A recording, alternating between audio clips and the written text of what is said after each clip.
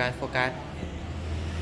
สบายดียินดีต้อนรับเข้าสู่วอล์กโคลา EP หนึ่งเนาะวันนี้เฮาสิมาหวยอันประเทศเวียดนาม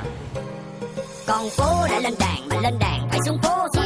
đã dây ngố chứ không cây đầu bởi hợp số vì công việc hàng ngày chắc chứa quá nhiều toàn nhẫn là vết ố nên vì thế tao dùng cỏ khô tẩy rửa đi hết những điều thống khổ và tao sống không có lỗ sống luôn đúng chỗ thằng binh boy nó đã gọi điện nó bảo là tối nay có show อันนี้เฮามาแถวโซนเมืองเก่าเลยเฮาจะมาลองเรืออยู่แม่น้ำหอยอันและฝั่งนี้จะเป็นพวกเมืองเก่าเมือง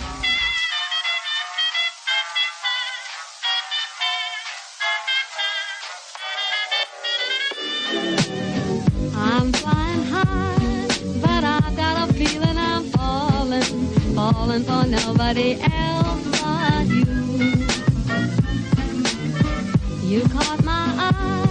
and I've got a feeling I'm falling. Show me the ring and I'll jump right through. I used to.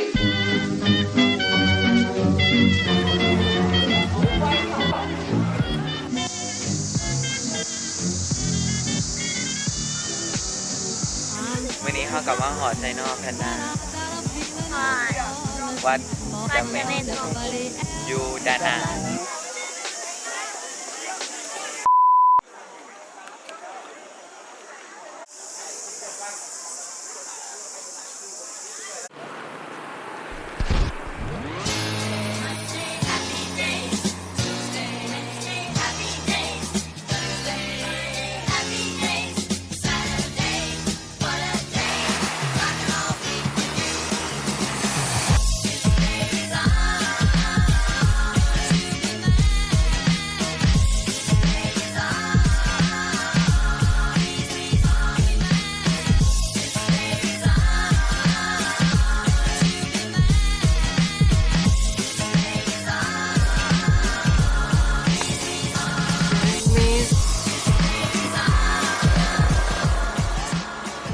มือที่สองเฮาได้มาอยู่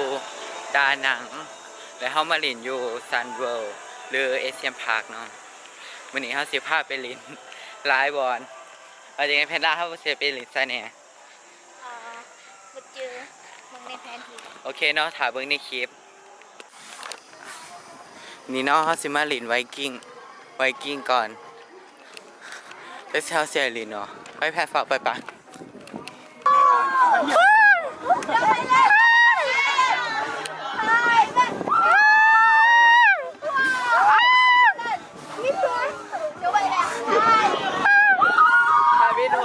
อย่าบินหัวแพนตื่นใจ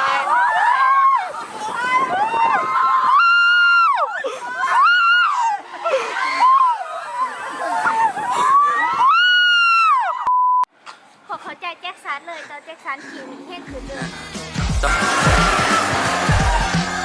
เมื่อกี้เขาเรียนเครื่องมาเนาะเขาจะมาเครื่องเรียนเครื่องเรียนต่ออันนี้เขาเรียนพาไปซ่องเครื่องเนาะเขาไปถ่ายมาให้เบิ่งเพราะว่าเขาให้ฝากล่องไว้เขาก็เลยบ่ได้ถ่ายมาเนาะแต่ว่าเขาเรียนซ่องเครื่องกับจนแบบเดี่ยวถอกเบิดเนาะสิเรียนเครื่องตัวนี้